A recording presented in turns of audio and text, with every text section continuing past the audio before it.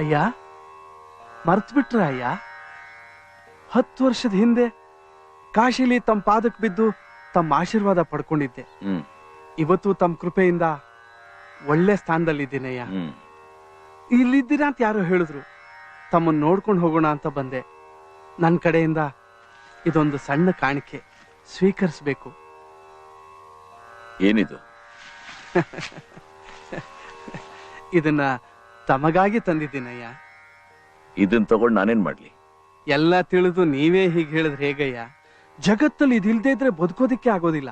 ಇದೊಂದಿದ್ರೆ ಏನ್ ಬೇಕಾದ್ರೂ ಪಡ್ಕೋಬೋದಯ್ಯ. ಈಗ ನಿನ್ಗೇನ್ ಬೇಕು? ನಿಮ್ಮ ಆಶೀರ್ವಾದದಿಂದ ನನಗೆಲ್ಲ ಇದೆ, ಆದ್ರೆ ನೆಮ್ಮದಿ ಒಂದಿಲ್ಲಯ್ಯ. ನನಗದು ಬೇಕಯ್ಯ. ನೆಮ್ಮದಿ ತಗೋ. ಹಣದಿಂದ ಏನ್ ಬೇಕಾದ್ರೂ ತಗೊಳಕ್ ಸಾಧ್ಯ ಅಂದೆ, ಹಣದಿಂದ ನೆಮ್ಮದಿ ತಗೋ. ಸಾಧ್ಯನಾ? ಅಯ್ಯ, ಎಲ್ಲಾ ಹಣನು ನೀನೇ ಇಟ್ಕೊಂಡ್ಬಿಟ್ರೆ ನೆಮ್ಮದಿ ಸಿಗುತ್ತಾ? ನಿನ್ಗೆಷ್ಟು ಬೇಕೋ ಅಷ್ಟನ್ನ ಇಟ್ಕೊಂಡು ಮಿಕ್ಕಿದ ದಿನ ಹಂಚು. ನೀನ್ ಹಂಚು ಹಣದಿಂದ 10 ಜನಕ್ಕೆ ಉಪಯೋಗ ಆಗಬೇಕು ಅಂತ ಕೆಲಸ ಮಾಡು. ನೆಮ್ಮದಿ ತನಕ್ ತಾನೇ ಸಿಗುತ್ತೆ. ಹಂಚ್ತೀನಯ್ಯ. ಹಾ, ಹಂಚು. ದೇವರು ಮನಸ್ಸು ಕೊಟ್ಟಾಗ ಹಂಚ್ಬಿಡ್ಬೇಕು. ಆಗ್ಲೇ ನಿನಗ್ ನೆಮ್ಮದಿ, ಇನ್ನೊಬ್ಬರಿಗೆ ಉಪಕಾರ. ಹಂಚು.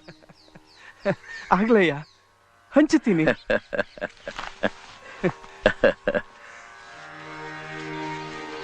ನಿಮ್ಗೆಲ್ಲ ಏನ್ ಬೇಕು?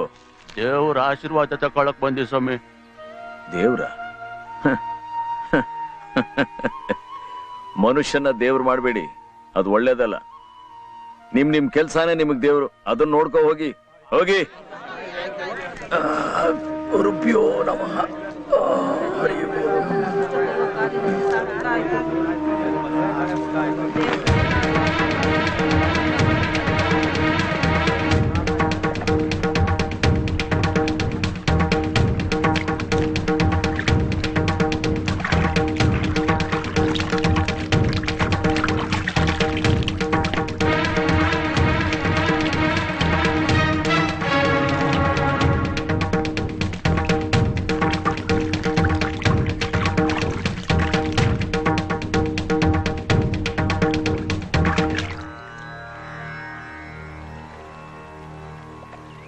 ಏನು?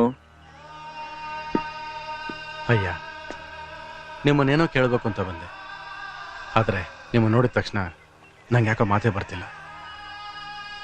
ನಿಮ್ಮ ನೋಡಿ ಸಂತೋಷ ಆಯ್ತು. ನಾ ಬರ್ತೀನಿ. ಒಂದು ಹುಡುಗಿನ ಪ್ರೀತಿಸ್ತಾ ಇದೀಯಾ?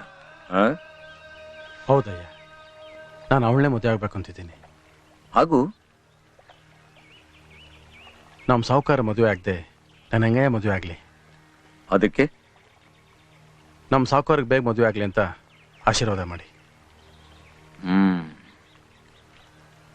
ನೀನ್ ಇಷ್ಟಪಡೋದನ್ನೇ ನಿಮ್ಮ ಸಾಹುಕಾರರು ಇಷ್ಟಪಡ್ತಿದಾರಲ್ಲಪ್ಪ. ಹೌದಯ್ಯ, ಅವರು ಬೇಗ ಮದುವೆ ಆಗ್ಬೇಕು ಅಂತಿದ್ದಾರೆ. ಆಶೀರ್ವಾದ. ಇನ್ಮೇಲೆ ತಾನೇ ಆಟನೇ ಇರೋದು. ಅದನ್ನ ನೋಡ್ಬೇಕು ಅಂತ ತಾನೇ ಈ ಜಡ ಹಿಡಿದ ದೇಹ ಇಲ್ಲಿವರೆಗೂ ಬಂದಿರೋದು.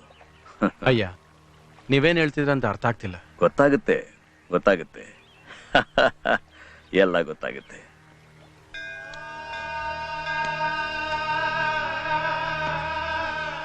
ಮನೆಗೆ ಹೋಗಿ ನೋಡು.